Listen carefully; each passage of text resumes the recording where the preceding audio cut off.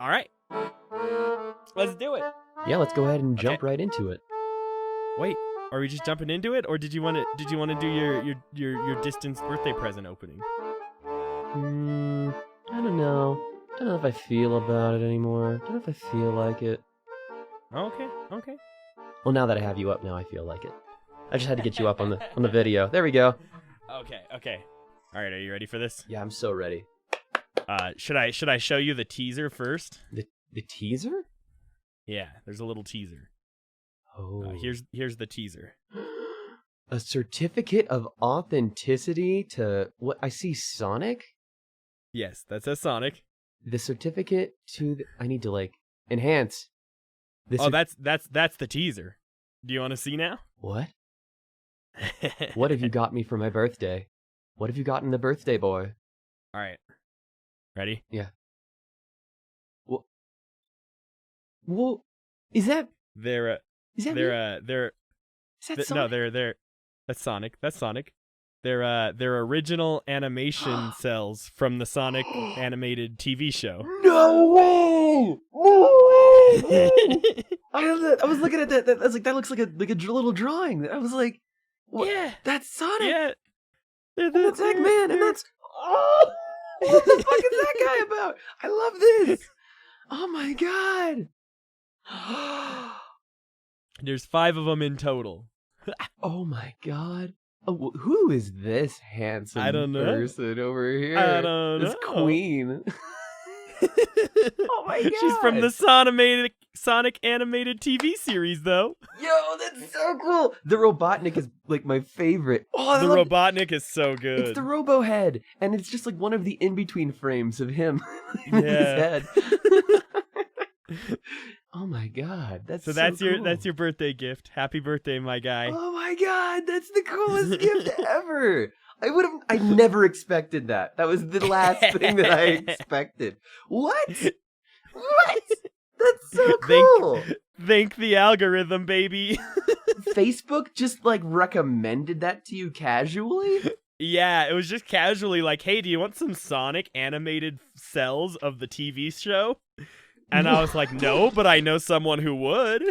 I think I have a dealer that you might be interested in.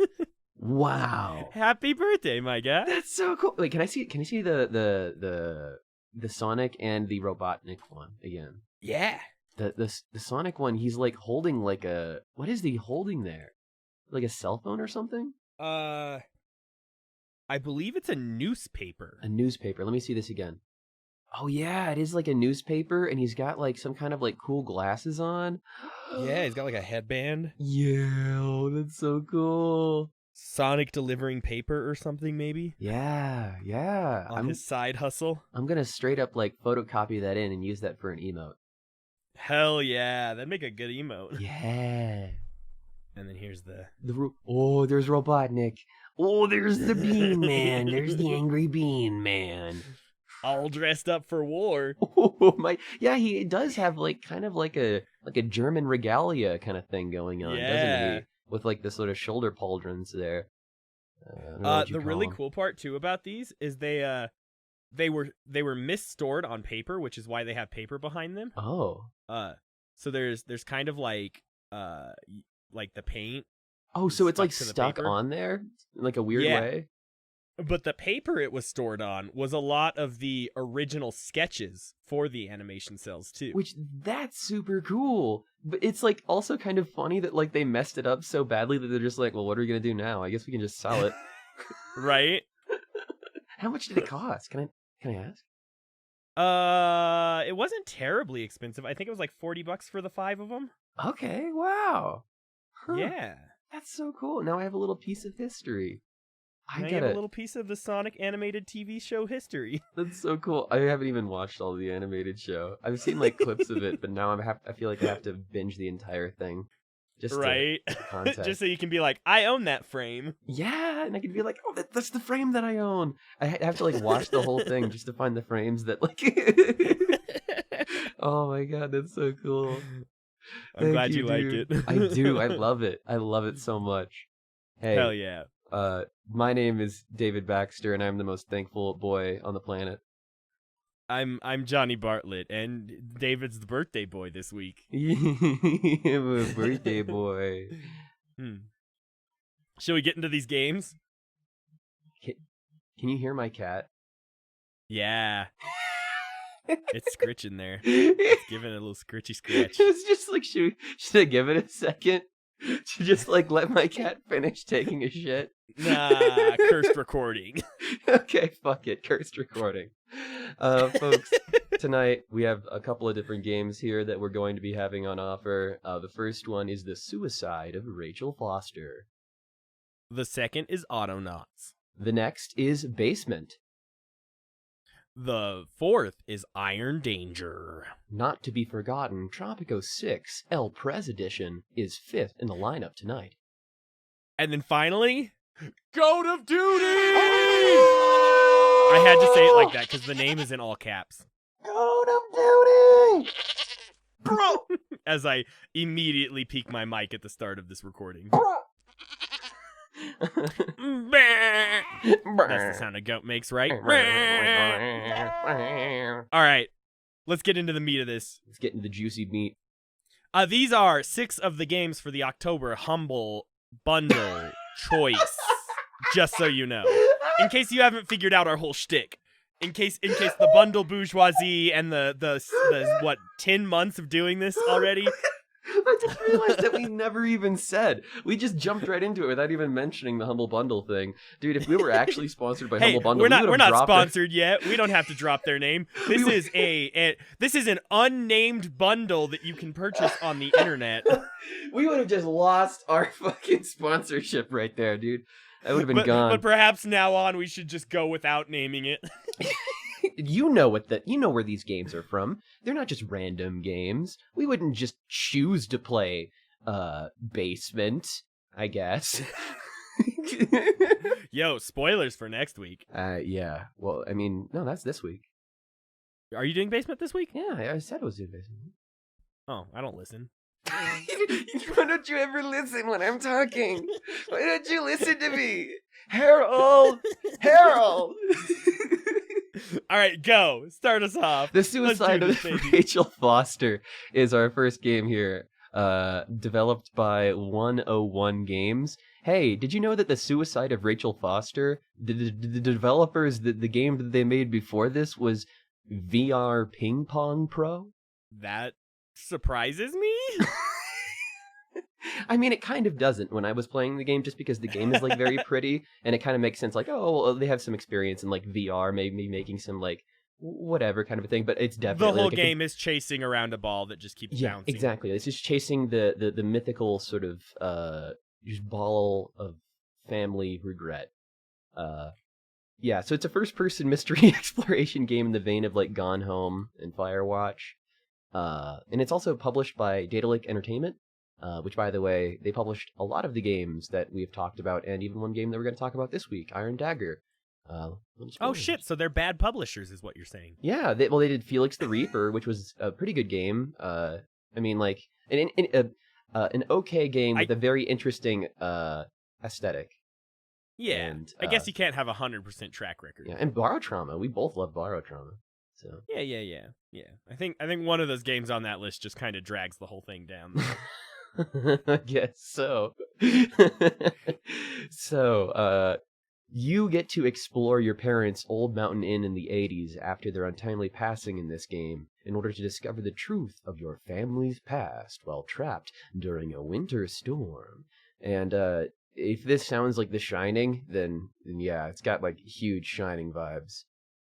You have a father who was not a cool guy. He had an affair with a little girl named Rachel, who was underage and committed suicide. And your job, kind of now, you were just supposed to go in here for the insurance adjuster and leave, but now you're trapped there. And you're going to be there for the unforeseeable future and you just have to walk around and discover the truth about everyone's fates related to the family. You have a walkie-talkie, which is sort of why I draw the Firewatch comparison, because you're always kind of talking with somebody else. You know, you're not just describing things to yourself. You're usually describing things for somebody else on a walkie-talkie that's listening to you. There is this, like, unexplainable sort of ghost phenomena that's going around. I wasn't 100% sure if it was ghosts or if somebody was just messing with me at any given point, where doors would slam behind me. There would be, like, these unexplainable lights and sounds, and it would catch me off guard in, like, the best possible moments. It's a slow burn, this game. It doesn't immediately get you for the scares. No big, like, pop-out scares right away, certainly. And you can beat it all in one night. So, you know, it's a digestible experience. But it's never something that, like, you know, it's not like Amnesia: The Dark Descent, where there's things constantly chasing you, and it's like that kind of terrifying horror game where you have to hide and do things. It's a lot chiller. You just vibing, exploring, looking for ghosts. Is it a walking simulator?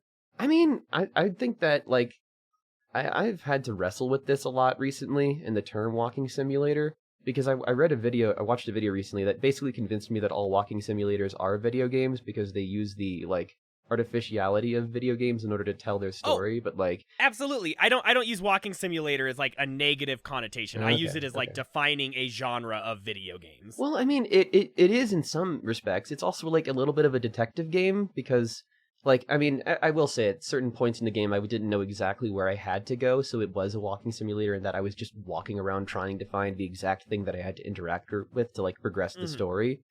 But in other ways, like, I felt like an active investigator walking around the house and sort of inferring from things to gather information, like a detective would.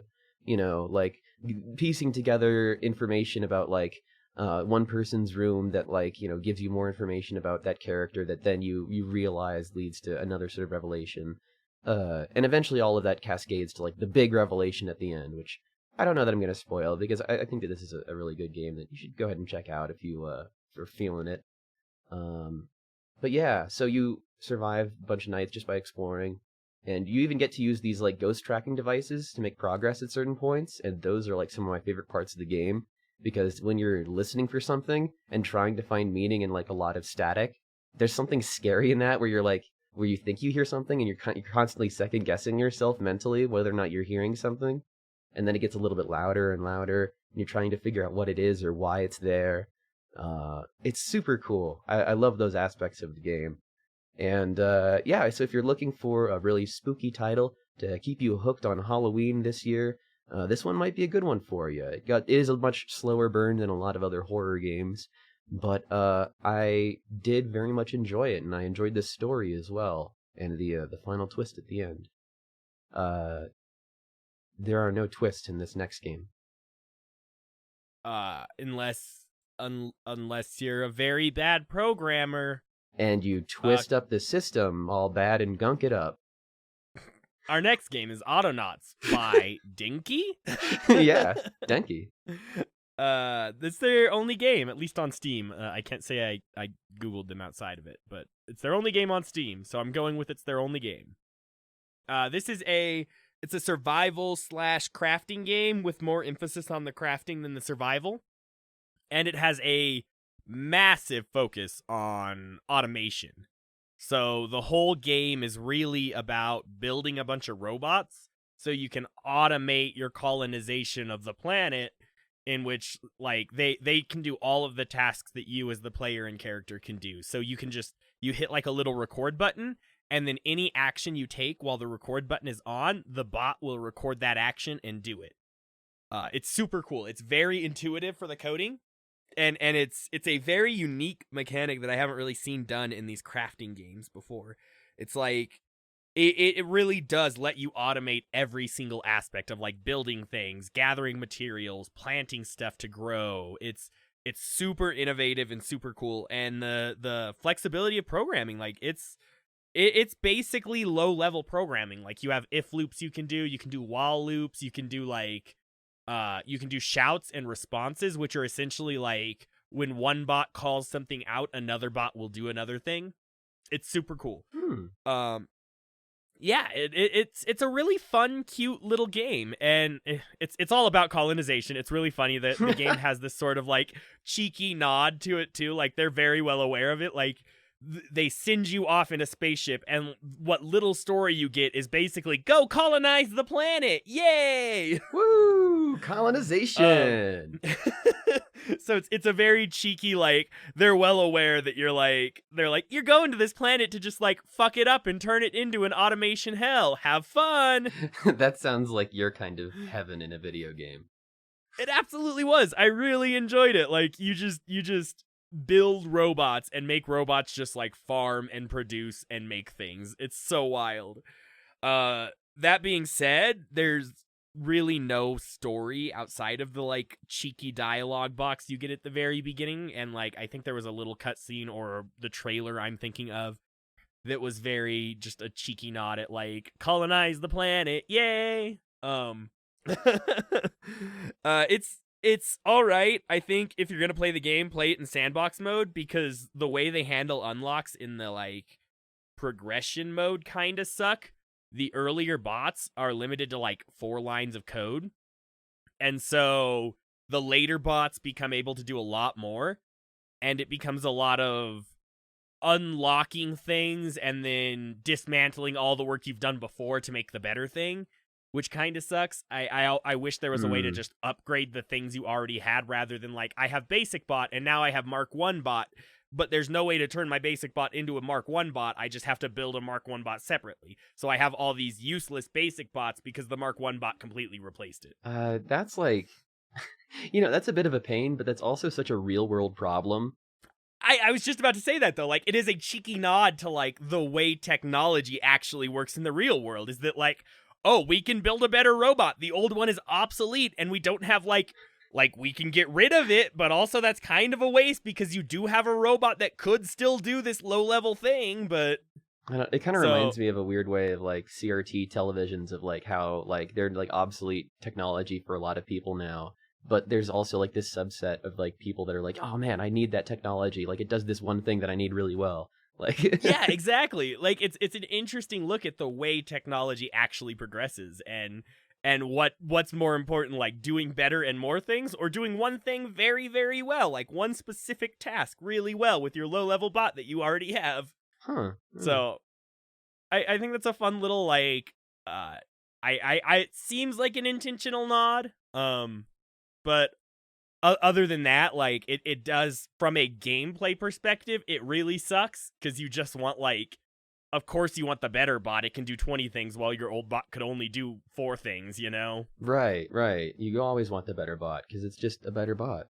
Mm-hmm. So, if you're gonna play it, probably play in sandbox mode, because you're not missing any story or anything. It's not like there's really anything to it. But yeah, all in all, it's an alright game. It misses a lot of, like, core features that you'd want from a crafting game. It's very surface level. You can plant trees, you get, like, wood and rock and dirt, and that's how you make everything. So it's pretty simple. Wood, rock, dirt, smash together. You create cut tool. down tree makes log makes planks makes pole, and, like, that's the extent of crafting, is like, what do you stick pole and stone together or whatever. It's like genius caveman technology done by robots. Yeah. So it's super straightforward. There's not a lot of, like, it's not as in depth of crafting as I'd like personally. It feels like this would be just like a really good mod to implement in a better game like Minecraft. Like having the sort of automation mod where you can build robots, which I'm sure there has to be in Minecraft. Oh, I mean, I have a friend that, like, I can guarantee that he's put at least 50 of those into his mod pack. Yeah, if not, I'm sure you can build it out of redstone, like, so it's probably more work. This game is definitely a more surface level, more introductory kind of game to the genre. You won't get confused playing this game if you ever get confused playing, like, Minecraft or Terraria or something. Like, this game is not confusing at all. It's very straightforward. Okay. And it's honestly a very fun way to start learning and understanding programming logic, because the syntax and the coding is very similar to what you'd experience in real life, surprisingly. So I think if you're like interested in learning how to develop or learning how to code, it's a great way to like start understanding syntax and logic in a more engaging way than just reading a bunch of tutorials about C++ or something. So would you say that this is a more like a very engaging game for somebody who's more of at an entry level sort of programming position? And would you say that like you enjoyed it less because you are more advanced? I would honestly say like, yeah, absolutely for an entry level programmer like programming position, this would be a very interesting game. I don't think I enjoyed it less because I know a little more about programming. I think I just enjoyed it less because there's a lot of gameplay depth that's missing, you know? Mm-hmm. I think as a like educational tool to understand syntax, it stands alone in its own regard, and since I don't need it as a tool for that, I couldn't use it as a tool for that, and therefore I was evaluating it purely on the gameplay.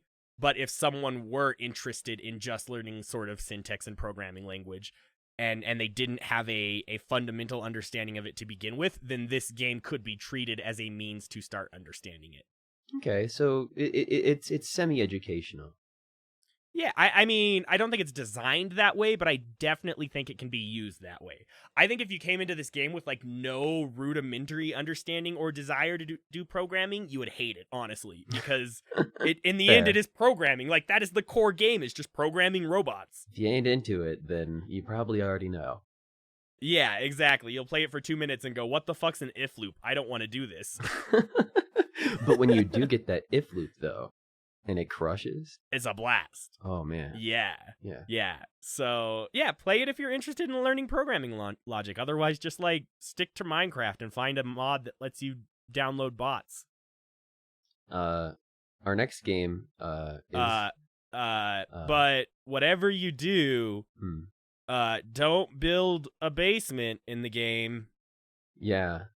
Because if you do... That's a bad segue. Basements aren't even available. There's no, I don't even think there's like a housing structure. It's all just production based. Well, if you did.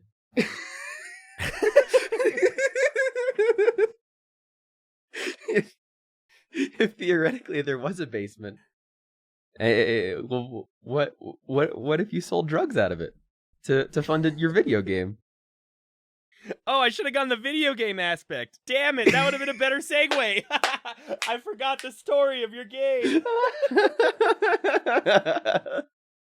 Hey, you know, it's all part of the fun. We're gonna we're gonna get there eventually with our segues. So this game, Basement, is developed and published by Halfbus. This is their only game to date on Steam, and it is a very difficult strategy game, sort of in the vein of Fallout Shelter, about building and composing a full drug-dealing empire out of your uncle's basement. It was pretty interesting, especially at first, just kind of finally getting started into the game. It does have very mixed reviews on Steam, and recent reviews from the Humble Bundle seem to be like kind of positive. I think people are willing to give it a chance because they, you know, got it in the bundle. It's like, well, why not be positive about it? But older reviews, people that paid like $20 to play this game, have a lot of negative things to say about it. It seems like I scrolled through so many negative posts on this game, whether it was complaining about the difficulty or complaining about the offensive writing style. There was a lot about this game that people kind of bounced off from. Like, for example, in the opening manual, they kind of throw around the fuck word a lot. They're like, you got to do this fucking shit, yeah, and don't get fucked, all right? Now move on. Moving on. It's like, so one might assume I wrote the manual. You could assume that until you get to all the parts that are like tangentially a little bit racist, and then it's like, I hope that you didn't write that. No. See, like, it was entertaining at first. I just say fuck a lot. See, it was entertaining at first, where I was like, don't get fucked, do this shit, don't get fucked, good job. And it was like, okay, well, that's kind of funny. But then when they keep playing on that riff, and then they have, like, I don't know, like, different variations of it, like the Chinese guy, it's like a whole sort of thing. I feel like this game, and another review said it very well, was sort of made by a developer who, like, wanted to do something that they couldn't get away with normal publishers, and so they sort of did their indie game, and it was as edgy as possible. And I mean, like, even like it has an art style that reminds me of Rick and Morty too, so that doesn't help. I don't know. Hi there, it's Editor David here, coming at you from like 4 a.m. or whatever when I'm editing this, and I just put it together that the main character is the main character from Breaking Bad. They have the same goatee, and his protagonist protege is like a drug dealing guy who's always high, and he's supposed to be like a comedic effect kind of guy, and he always has a plan for things because he's done it before, I guess. Okay. Anyway, back to the show. I wanted this game to approach the whole drug dealing thing in sort of a more mature angle, and they're coming from it from a more childish angle, which I didn't really appreciate. I mean, I don't know. I guess there are games for that, but just the way that it played and it came off, it wasn't very genuine or fun or interesting. And the achievement I checked on, it's like 25% for the first achievement, and then the second achievement is 16% completion, and then all the other achievements are like below 1%, which means that people are just like not playing this game past like the beginning, because the tutorial takes so long to read. It's an entire massive epic text that you have to parse through before you even start playing the game, because it doesn't just like let the tutorial kind of naturally distribute it. I guess they try to, but they just let you read it all right away at the beginning anyway, and it doesn't explain that you shouldn't, so I did. So rather than giving you individual pop-ups when you encounter the next thing that you need. Yeah. So there's lots of things about the design here that doesn't seem like it's the best intentioned, and like it's so insanely difficult too. If you mess up, then you have to start over, and because it's a time-based game, you have to be constantly making the right decisions like you're a damn StarCraft player, like trying to make sure that you're getting all these drugs on the optimal freaking path. And also, I feel really bad because, like, I don't know, maybe I want to run like a slightly ethical drug operation where at least I pay my employees, but like I'm constantly hiring and firing my employees on a whim. Just like, oh, I need another person on the counter, I'm going to hire somebody. Then I fire him to go hire a different character to go beat somebody up. Then I fire him to rehire another person to go work the counter. And it's the most unintuitive system ever. It's like, I just want to have a couple of employees that I can call in and off when I need them. You know? Like, this is an inefficient system. That's a very Marxist idea there, hiring just like a couple factotums rather than like one individually skilled laborer in every single aspect in order to dilute the workforce.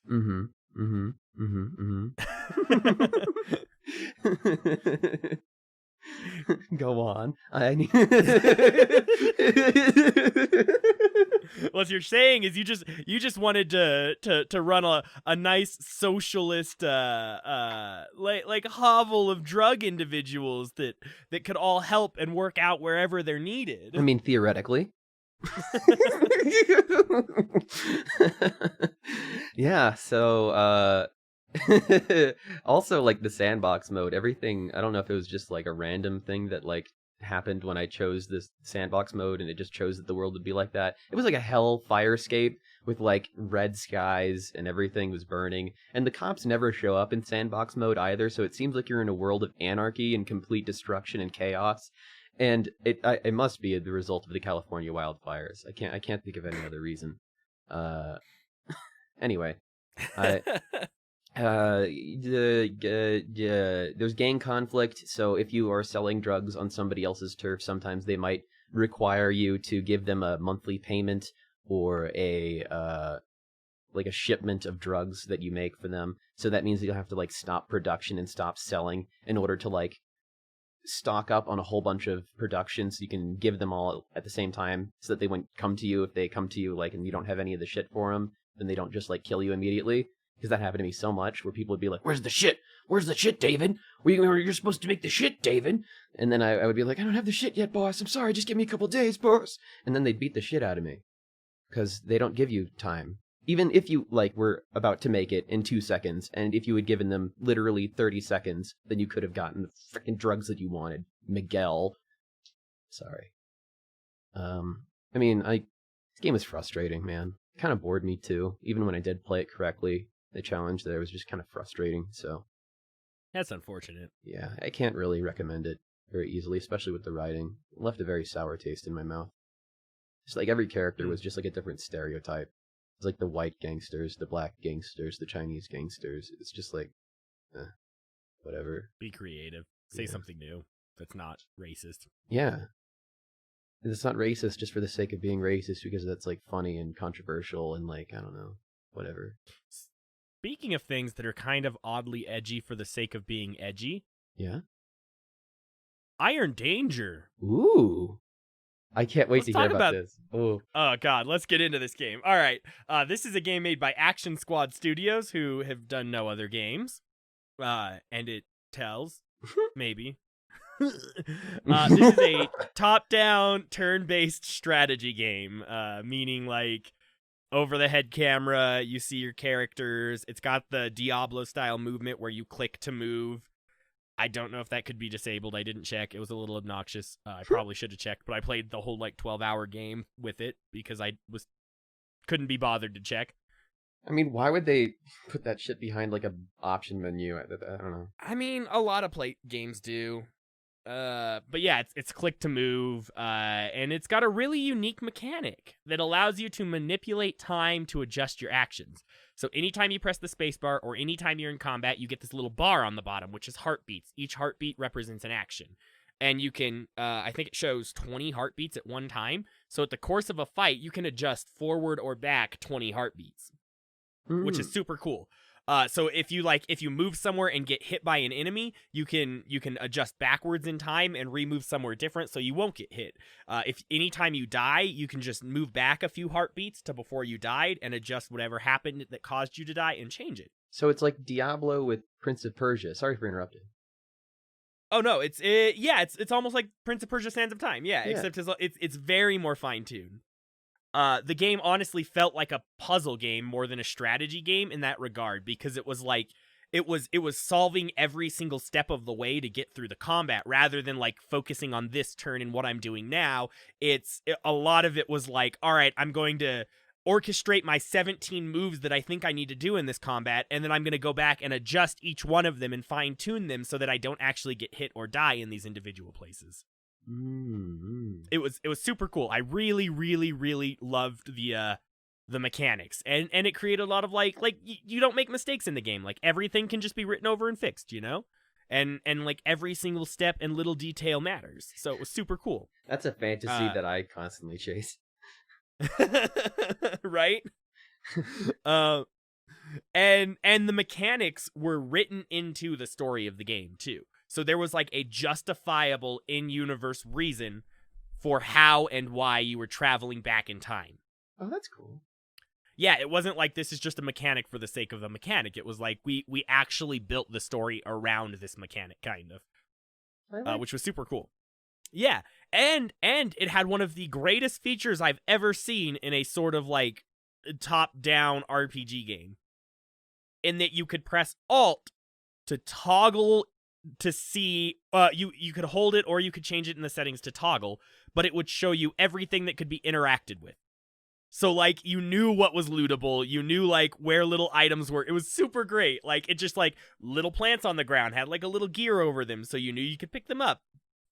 Little quality of life thing that was just amazing, and I wish it was in more RPGs. I do really appreciate those like smaller touches that really add the layer of polish that make these kind of experiences playable for like, you know, the 12 hours that you threw into this.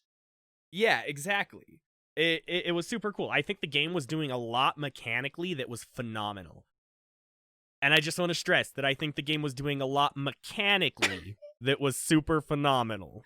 Now on to the story. Now on to the story of this game. I want to say that the story is based on a Finnish folklore called the Kalevala, which is super cool. I did a little bit of reading about it, and it seemed like it takes place in the second part of the Kalevala, which is really interesting.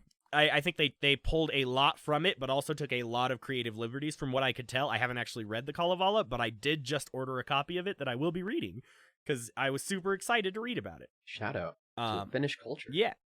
Yeah, Finnish culture. The Kalevala is basically like their Odyssey. So, super cool. Now, this game had a lot of, it had a lot of questionable lines, like just one-off lines that they threw out there for just abso-fucking-lutely no reason. And it just, it tore me apart. I was constantly questioning, what the fuck is the point of this line? Why would you is it just an edgy joke just for the fun of it? Are you just, shitposting humor in the middle of your video game? Or are you trying to make a point about this issue that is just bad? Yeah, tell me about it. What are some examples here? Okay, so the first interaction with the sort of king of the realm, right? You play as I am gonna mispronounce this. Cupola, something is the main character's name. And editor David will knock me down a peg. Or maybe I won't. Maybe I'll just let us both be stupid. Fair enough. But when you the main character, right? Her village was ransacked and destroyed by the Northgard army. And so you meet the king for the first time, and as you're walking out, your character makes a comment, and you're like, I don't want to go on this grand adventure for the king. My home was just burnt down. I just want to live in the city peacefully. I thought I'd come here and that'd be the end of it, but no, we have to go on this dumbass quest. And the other character you're with, he looks at you, and he goes something along the lines, I'm misquoting this a little bit, but he goes, "Oh, don't worry, Kipuna. This gives you a chance to earn your keep, unlike the other homeless here." Ooh, no other reference to homelessness in this game. Not a single other reference to homelessness in this game. They just, the developers, for no reason, just had to shit on homeless people and say they're not earning their keep in society for a joke, I think. But it wasn't humor. It wasn't funny. It was literally just shitting on homeless people for no reason. I'm raffling. Yeah, and then the first mission that you meet I think he was supposed to be your uncle, or uncle-in-law, the man married to your aunt or whatever.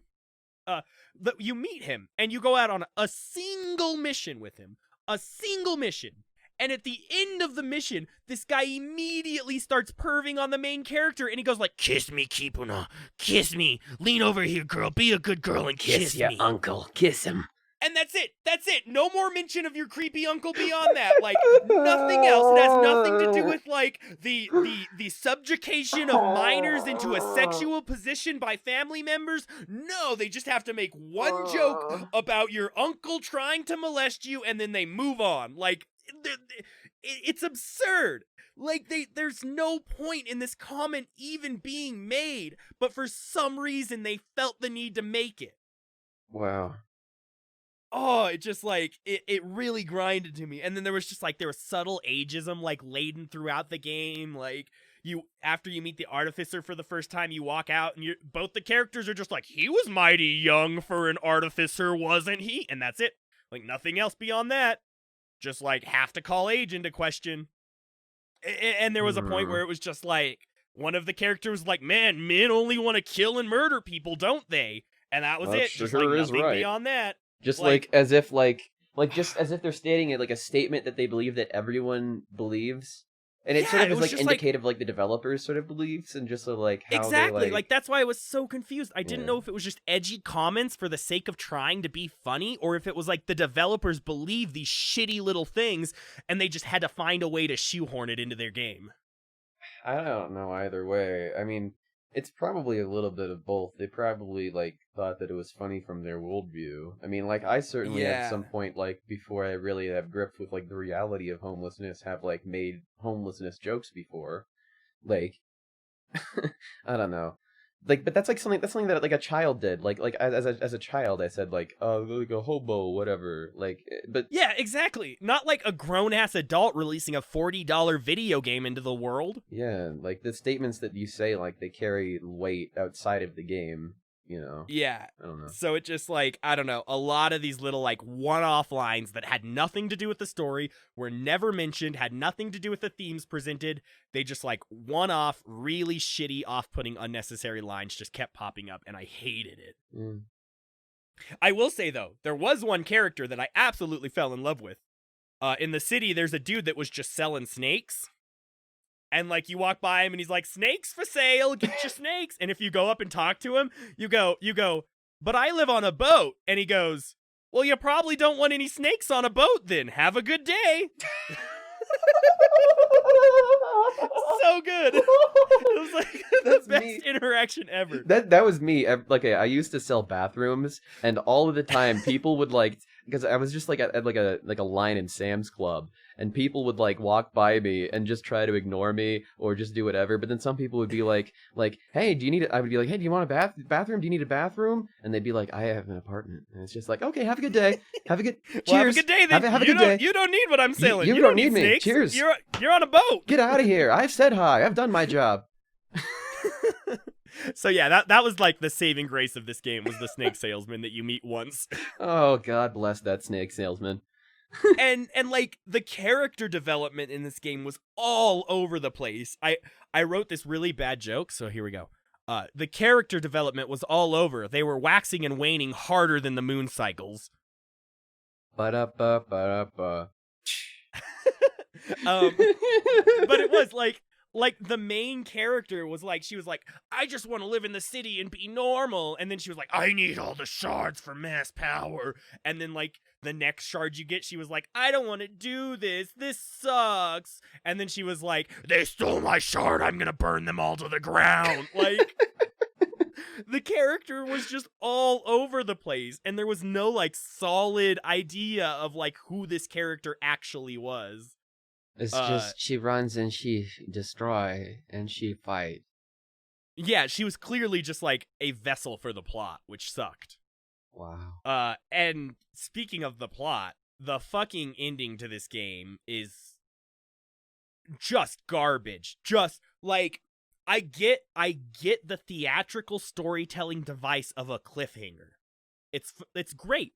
Cliffhangers are good. They leave you wanting more. They leave unanswered questions about the universe and like what's going on in the story, and maybe there's more that we don't know about. But you don't end your fucking story. You don't end it on a cliffhanger before you resolve the story arc.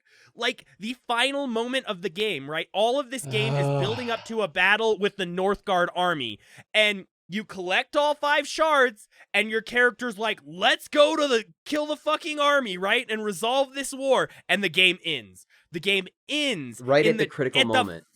The game ends at the climax of the story. At the climax. Not after. It ends at the fucking climax. Like, not even after you've seen the resolution of the climax. It ends at the titular moment of the climax. That's not a cliffhanger. That's just shitty. That's just predatory. That's just bad. It's so predatory. And now I'm like, do I need DLC to see the rest of the story? Am I going to have to buy the second game? Because like the whole point of this story was fixing the Northgard invasion and collecting the shards to be able to do so. But you don't get to resolve the story arc in this game. You're just stuck on a boat. Like after everyone agrees, let's go fucking end this, the game cuts to credits. And it is the most unsatisfying ending of a video game I have ever played. Like, hands down, it is just so unsatisfying because you don't get anything. You play this game for 12 freaking hours and you don't get to experience any story, really. Maybe you can experience the story in the Iron Dagger graphic novel available as DLC purchase. Deadass, this is why I bought the Finnish folklore that this is based off of, because I want to read the story in a non-predatory way. Like, if this is based off of Finnish folklore, fuck playing this game. Just go read the story. Read the actual story that will have a beginning, a middle, and an end. Fuck games that don't have an ending. Like, that's just so... Like, I get that, like, you're trying to set up for something, or maybe, like, you like, ran out of money and, like, you just had to, like, you know, release the game, but, like, I don't know. It just like it feels empty, and it feels like it's so empty. It's so empty. Like I had clicked away from the screen because I was working on something else at the time, and I was like, all right, I'll wait for the next chapter to load and then I'll play. And I look over and the next chapter didn't load. It was just fucking credits, and I was just I was livid. I was like, what the fuck was the point of this? What was the point of this whole damn thing? When you sent me that message, you sent it in such a way that I couldn't tell if you were like so excited about like the revelation and the ending, and it had justified the entire experience, or if it was just like the worst. But it turned out to be the worst. I don't use Twitter, and I tweeted about how bad the ending of this game is. Like, you just had to vent. You just had to find somewhere. It was so bad. It was so bad. Like, it is just poor writing. It is terrible writing, which is laden throughout the whole game and very clear. Like, once you realize that, these developers just don't know how to write. That's what it comes down to. They don't know how to write a joke. They don't know how to be clever. They don't know how to talk about topics with nuance. They don't know how to fucking end a story. Like, I am one for not putting developers on blast, but dead ass fuck these guys. Like, this is a bad product. Do not buy this game. Damn, that's a firm in the do not recommend spot. Yo, we are gonna have a whole new fucking list here now, starting with all of Johnny's developers he's putting on blast. I love you, Conway, and I hope you're enjoying the game. with the also tiny ass text that is clearly not friendly for anyone with bad eyesight. Yep, sorry about that. Oh, that was something that I didn't mention about Basement as well, but that game also had the same problem where everything was really small text, and you can make it bigger by doing a 2x thing, but then that also makes everything bigger by 2x, and then you can't see anything because it's too zoomed in, and I hated that. I just wanted the text to be bigger. And not to mention, you get about 2/3 of the way through the 1/3 of the story they give you, to be introduced to like the main villain, and every single voice actor pronounces their name differently. So some are like Kuko, and some are like Kuko, and some are like Koku, and like it's this one name that is pronounced differently by every single character. Kuko. It's just like everybody's just got like a different sort of spin on it. Like, what? Which sucks because like the voice acting was one of the few saving graces that I kind of enjoyed about the game up until that point. Well, it sounds like the reason for that might be because there wasn't actually a voice director. Maybe they just did it all on their own, and then they just came together. I don't think there was a director at all for this game. I think it was just the snakes. It was just the snakes. That's all the snakes they have for sale. It was just snakes and a bunch of suits. Snakes that were directing this game. A bunch of snakes in suits directing games. Who would have known reptilians are all in charge of game development? I would like to formally apologize to the developers at Action Squad Studios. After further research, I have deduced that they are, in fact, humans and not reptilians. And there was at least a single game director who did work on it, and he was also the technical director. His name was Juicy Campaign, and I didn't notice any voice director, though, so there's that. So, yeah. That's about it on that front, really. Yeah, don't play Iron Danger, play Tropico 6. Yeah, Tropico 6 is a great game, and it's the next game that we're going to be talking about here tonight. Tropico 6 is a very fun game. It has a large history. The first couple of games were released by Pop-Tart and Frog City in the early 90s. They both went defunct in 2006 after Take-Two Interactive acquired them and then went defunct. Tropico 3, 4, and 5 were then developed by Highmont Games, and then Tropico 6, the game that we finally landed on today, was developed by Limbic Entertainment. I had no idea that this game had such a complicated development history. And, like, just researching it just before the show to try to find all this out, it kind of blew my mind, because Tropico 6 is, like, really good. It's, like, probably the best in the series, in my opinion.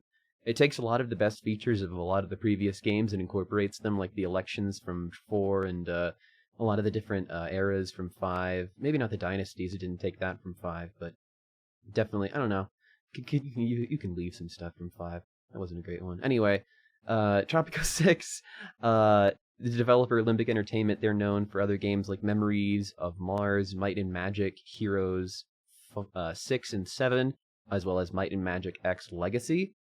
Really, any entry of Tropico is a good entry into the series, though I would personally recommend 4 and 6. Published by Calypso Media, this game is one of many games that they've published, like Port Royale, Railway Empire, Vikings, Wolves of Midgard, games that we've covered even on this podcast.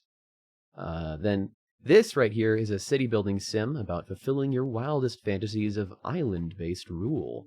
So you're going to be balancing policies of political agendas between a bunch of different factions, such as the capitalists, the communists, the environmentalists, militarists, and many, many others. You have to form diplomatic relations with different world powers in the various different eras that you get to explore, such as with the USA, Russia, China, and Middle East. And the eras there are being the colonial era that you start out in, where you kind of start out as maybe a penal colony or just a brand new colonial colony, just starting out, planting new plantations and starting to grow in that early 1800s kind of time period. Then you go into the World War time period, where things start to get a little bit more advanced. Then you start getting roads and stuff. You can actually start building bridges to other islands as well. Cold War, then you get starting to do like a lot of I think this is like the really classic Tropico era, because this is where a lot of like the really crazy stuff can happen, where like nuclear testing and stuff like that. It's a lot of fun in that era. And then the final era being modern times, which was originally the DLC for Tropico 4. And then they just incorporated it from Tropico 5 onward as being a main part of the game, because, I mean, it's what we're all living in right now, and it's what we all like to see in an island, like giant skyscrapers and all these kind of fancy resorts and stuff is what you can kind of expect to build to in the modern times era. You can really forge your own path here, though, with like communism, socialism, capitalism, authoritarianism. You can do a little mix of everything if you want. You can kind of, it's really just about building towards a winning economy. Trying to focus on maybe exports and imports with a mining and production focused economy is one way to win. Or maybe you can focus on green living, environmentalism, and tourism, trying to get a bunch of people to your island to visit and spend money on the island. That's another way to win. So if you've played Tropico before, this is all probably sounding pretty familiar. It's Tropico again, but better. There are a couple new things, like the ability to steal world monuments, which that's hilarious. I love that feature. Hell yeah. You played a little bit of Tropico as well. And I played a lot of it. yeah. 'Cause you're working on like a video series here. Yeah, I'm doing I'll have it released probably by the end of before this bundle becomes irrelevant. Hopefully. By the end of this month. It's predicting the 2020 election in Tropico. Using the election system in Tropico, and I can't wait to find out what happens and who's gonna win. Also, how well were you able to recreate? Who did you recreate? Like Joe Biden as the main candidate, or? So the way I've been doing it, and I need to play with it a little bit more still, is I am playing as the active president, as Trump. Okay. And I'm trying to stimulate the conditions of our country and economy as closely as possible up until basically for the 4 years leading up to an election in-game. Gotcha. I'm like a microcosm, sort of taking the entire isle of the United States and turning it into a single isle of Tropico. Exactly. Yeah. I love that, and I can't wait to find out how that pairs out. But like the other features that are new here, like the ability to build archipelago nations, that's really cool, because you actually like, instead of just being trapped and confined to a single island, now you get to expand across like multiple different islands using like bridges and Teamster ports to transport people across your islands. And it makes it a lot easier to access faraway resources as well in the early game. Again, the ability to steal world monuments is just gold. Like throwing Stonehenge and like the Eiffel Tower and like Big Ben and the Roman Colosseum, just stealing all of that for a great heist and then throwing it somewhere on your island just to help spruce it up, make it prettier, and give you some benefits. And the fun part, yeah, is all of the monuments do different like in-game benefits too. Mm-hmm. Yeah, so like if you throw down Stonehenge, then I think it increases some aspect of your tourism rating and also like a major aspect of like your scientific research. Yeah. So it's awesome. I love this game. I'm going to be playing hundreds of hours of this game. I can guarantee it.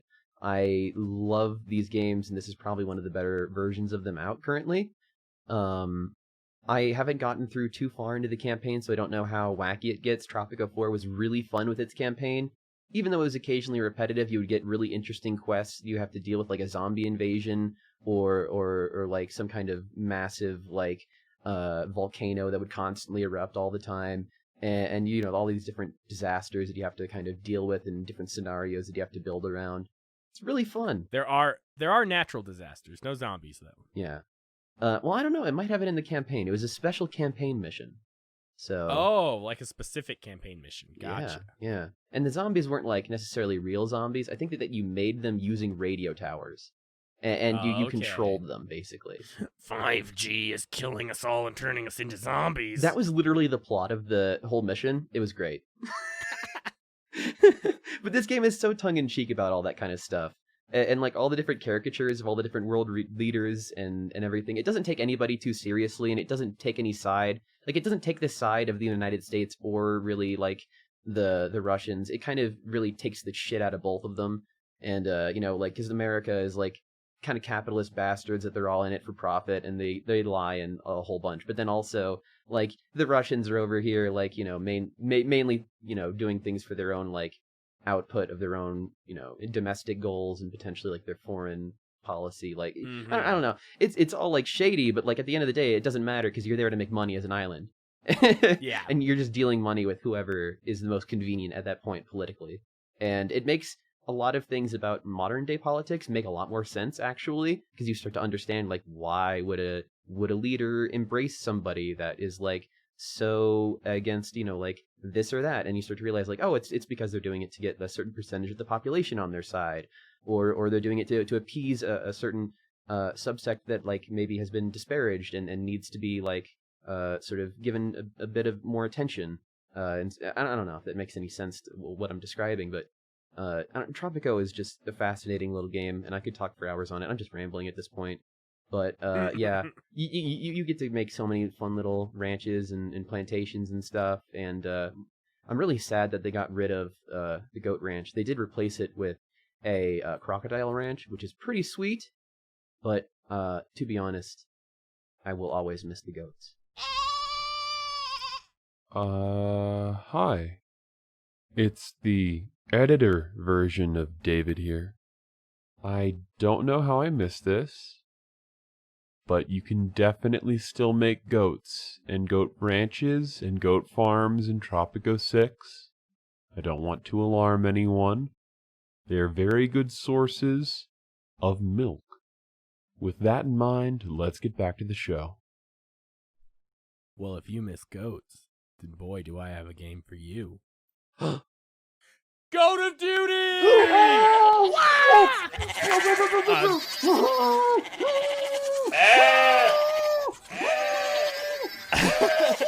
This is a game from 34 Big Things. They've also done Space Assault, Red Out, Super Inefficient Golf, which is a golf game in which you golf by putting mines on your golf ball. Super cool.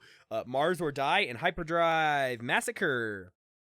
To put it simple, this is a first-person shooter, but with goats. Ooh, that sounds so good, though. That sounds so choice, though. It's in FPS, but you're a goat. You can charge like a goat. You can jump like a goat. You can faint like a goat. Ooh. Can you bleat like a goat? Yes. You can bleat like a goat. Yes. It is created and presented as like a clear parody of the war games at first-person shooter genre, like Call of Duty, Battlefield, those kinds of games. There's absolutely no story to this game, but it is phenomenal. Like, it's so good. It's so good. It does so much that like so the game is designed like imagely, it's a parody of these games, but it stands on its own as a first-person shooter so well. It is. Just it has a like fun arena shooter. Yeah, it's an arena shooter, so it's not like It's not like a traditional war game shooter with like loadouts and unlocked guns and like big circular based maps. It plays more like Quake or Doom or one of those sort of like arena based shooters. The old school Halo games, Gears of War kind of. So like the map design and everything is like that. You find all of the weapons and there's power-ups that you find throughout the map that give you like health and stuff. Everything is on the map to begin with. So you have to know the maps, you have to know where weapons spawn, all that jazz.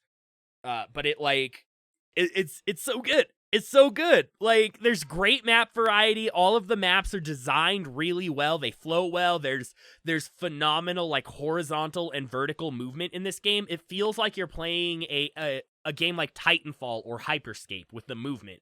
And you're fucking goats, which is so good. Yeah. So you're playing a movement-based shooter like Titanfall in arena-based maps like Quake or Doom. It is a beautiful fusion of the genre that does like so many things good and right that so many of the bigger name games are just missing because they're too big to fail. And it does it all in this charming package that's just shitting on games like Call of Duty. But like, so the way it works too is like you hit play and you're just dropped into a lobby. No picking game modes, no picking maps, no picking loadouts, nothing like that. You just hit play and you're immediately in a lobby basically. And it goes through and you vote for what game mode and what map you're going to play next.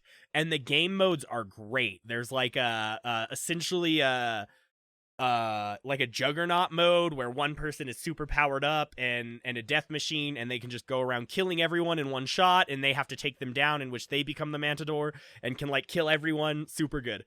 There's a Fusrado game mode in which everyone has access to guns that just like knock back people, and the whole objective is to just knock people into walls and knock them off the map. They've got gun game, they've got team deathmatch, they've got free for all, they've got domination, capture the area game.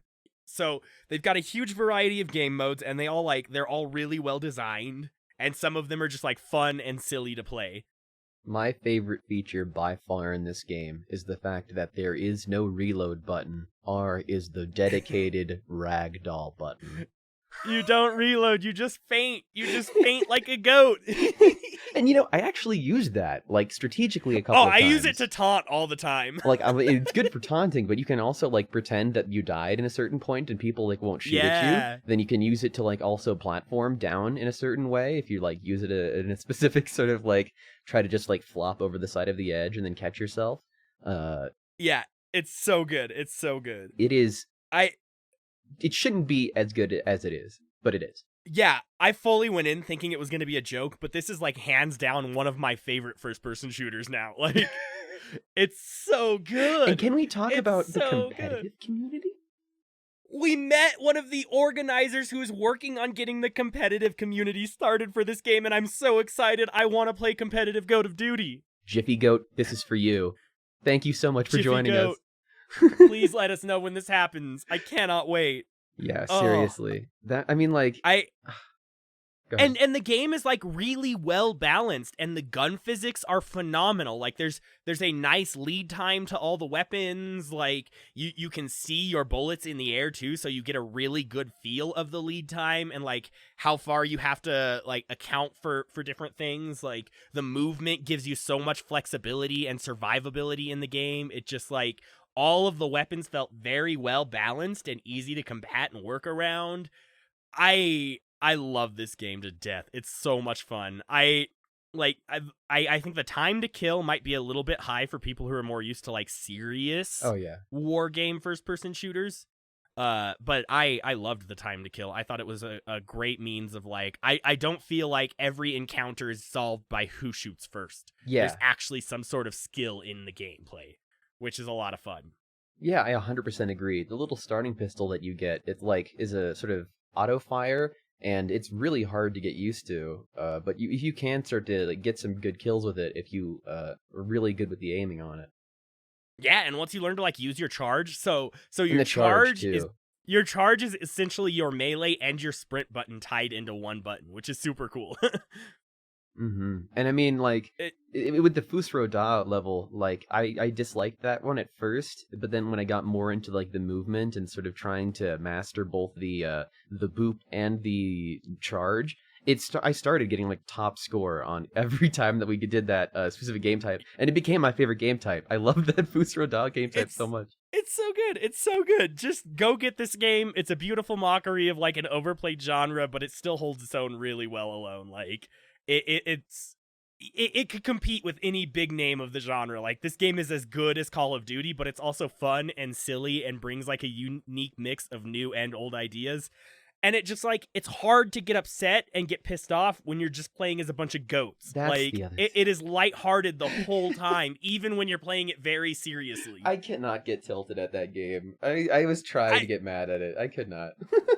I was sweating hard, like I was fucking going hard by the end of the night, and I was still just like laughing and smiling and having fun, which is like something I don't do when I play first-person shooters anymore. It's wild. Like normally by then I'd be like, "Oh, fuck this game, fuck that kill, like that guy fucking god, fuck these guys." Like, but it wasn't. It was just like, I'm a goat.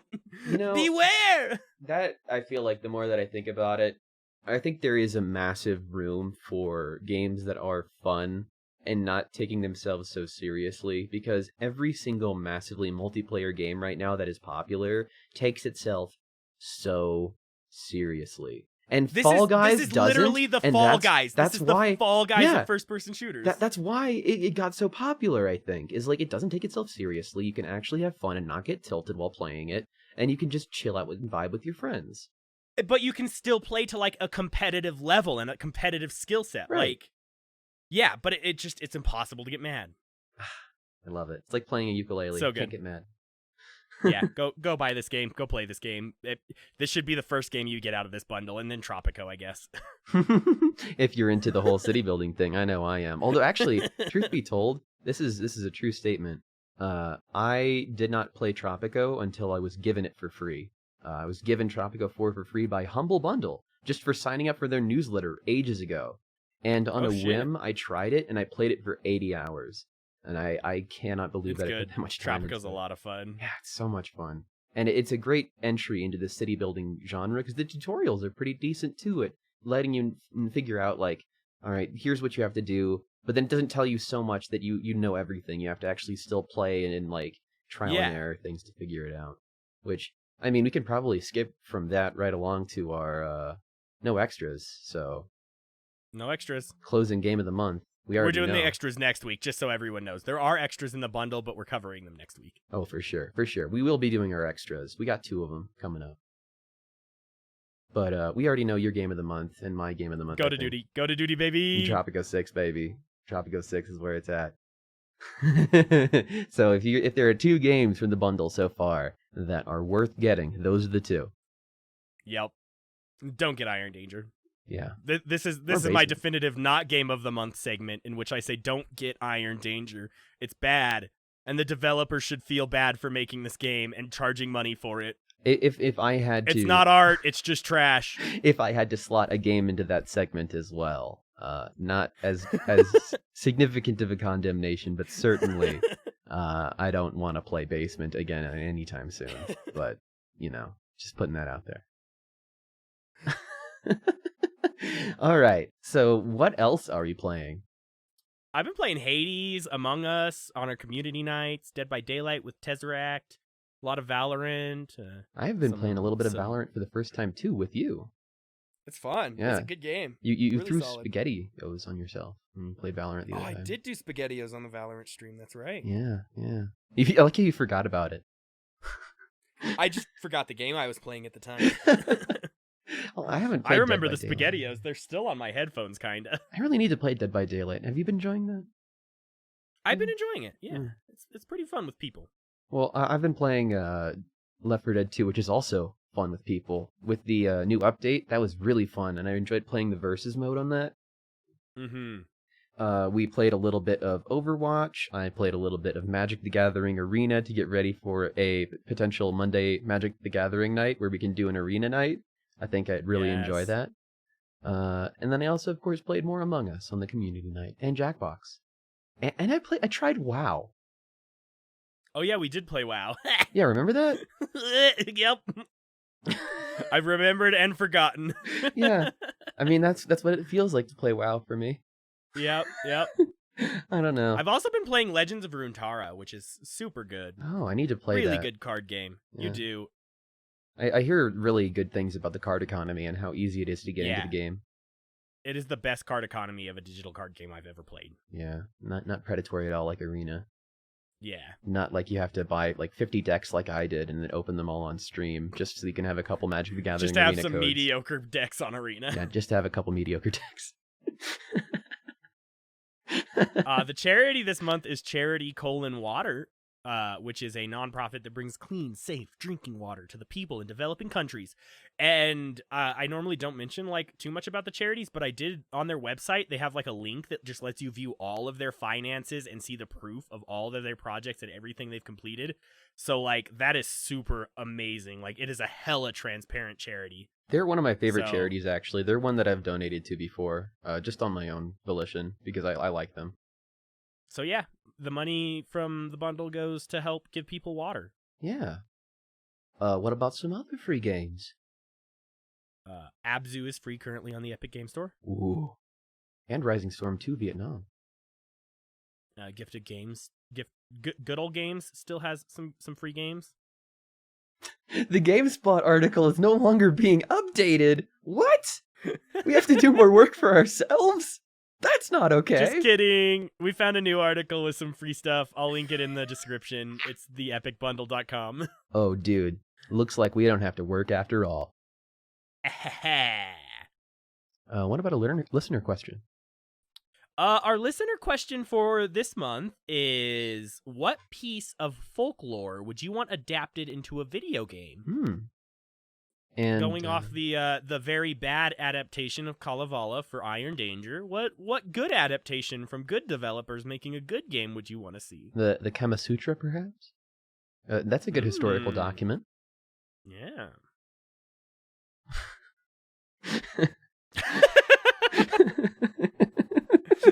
All right, is that it? Are we done with this podcast? I don't know, man. I don't know. I mean, there was like the thing from last month. Oh yeah, what was our answers from that? I don't think I put them in. Or was this the one? I think we covered it last time. I think we covered it on the end of last episode. We probably did. Yeah. So our Q&A stuff's going to be a little different going forward. We'll give you our answers next week, and then we'll read your answers at the start of the next month. Okay. Well, there you go. That's the end of it then. That's the full yeah. thing. That's the full podcast. That's it. We did it. All out of the sheath. Time to go stream. Well, I'm gonna go edit. It's my day off. I'm leaving this space intentionally blank for editor David to catch our mistake and add it in post. What mistake? Oh, you'll realize it once you get to the end. We don't make mistakes. Bye. Bye.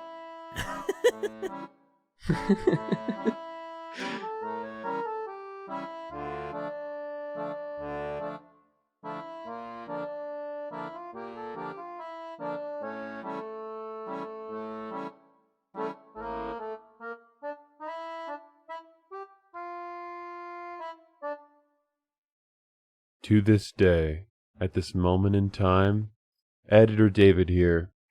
It is 6:52 a.m. I don't know what Johnny was talking about when he said that I would know what he was talking about when there was the mistake, and he left time for it. I don't know what it is, and I'm not gonna look for it. I'm gonna go to bed, bro. Have a good one. Peace.